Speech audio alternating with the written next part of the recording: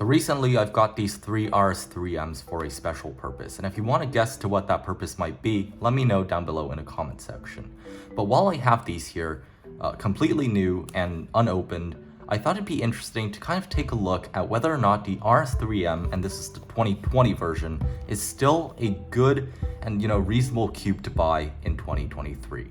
MoYu has made a lot of RS3M variants lately. You have the ball core ones, the super ones, and all of the YS3M series and whatnot. But the OG, the original version, was the RS3M 2020 version. This was what started it all. And the most important thing about the RS3M was its price, because of how cheap it was, plus the amazing quality that it was built at and its great performance. A lot of people found this to be comparable to some of the even more expensive GAN cubes. Let's go ahead and open one of these up.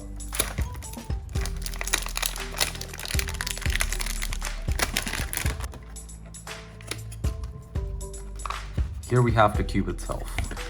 It also comes with this super nice MoYu stand, which is a great addition, especially if you're just getting into cubing. And it's surprising that it comes with accessories, given that, it's only $7 to $10. Here we have the actual accessory box.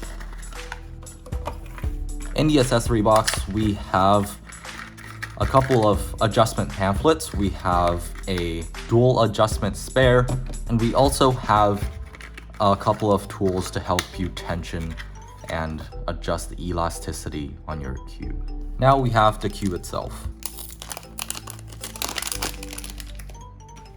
Taking it out of the wrapping, there's this very interesting frosted plastic feel that sort of wears off after a couple hundred sols or so. But compared to a GAN cube, the color shades are actually pretty similar. On the reds, it's slightly lighter, but that might just be because of the UV coating on the GAN. The blue is actually slightly darker on the RS3M, but overall, color scheme's pretty similar. Now let's take a look at the turning. It's a bit sandy right out of the box, but I know from experience, because I've actually had one of these before, that it really gets a lot better after you've used it for a little bit. I'm gonna go ahead and break this in a little bit off camera, and I'll be right back. To help speed up the process, I'm gonna pop a couple drops of Martian into the RS3M. I think I put 1 to 2 drops in there, and I think this should help smooth out the process a lot. The one thing about the RS3M that is a little bit lacking is the fact that it's not very well set up right out of the box. But with a little bit of lube, and I also think it needs some in the core, make sure you put silicone in there, not water-based or rust. But if you do a tiny little bit of setup, it will quickly become a really, really good cube.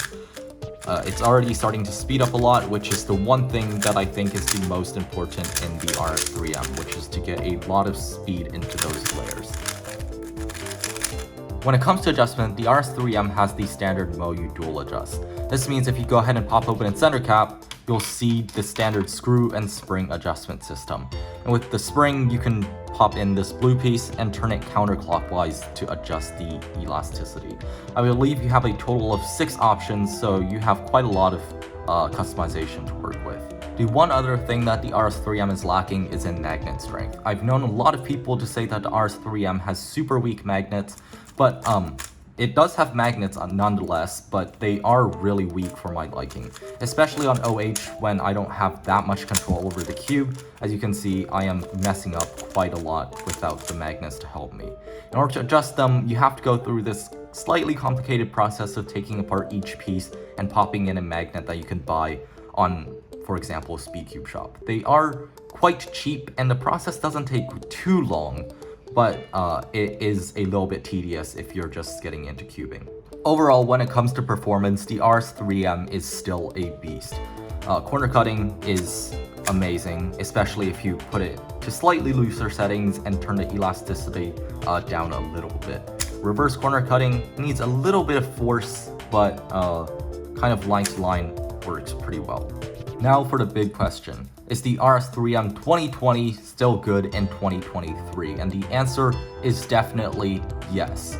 With everything considered, the price, the adjustment, the speed, the performance, it's definitely a yes. And I think the main factor in this thing is the fact that it's super cheap while it comes with amazing build quality. This is not some random Rubik's brand that, like breaks every 10 seconds. This is like SpeedCube tier plastic. I'd even be willing to say that, considering the price, it can even compete with something like the GAN 13. The GAN 13 is definitely better in some ways, but if you consider the price, I think it evens things out a lot, considering that this thing is $80, while this is just a little bit more than 10 bucks. If you have any questions for the RS3M, go ahead and let me know down below in the comment section. If you're gonna ask whether or not you should buy it, then the answer is probably gonna be yes. But with that, hope you all enjoyed, and I'll see you guys next time. Goodbye!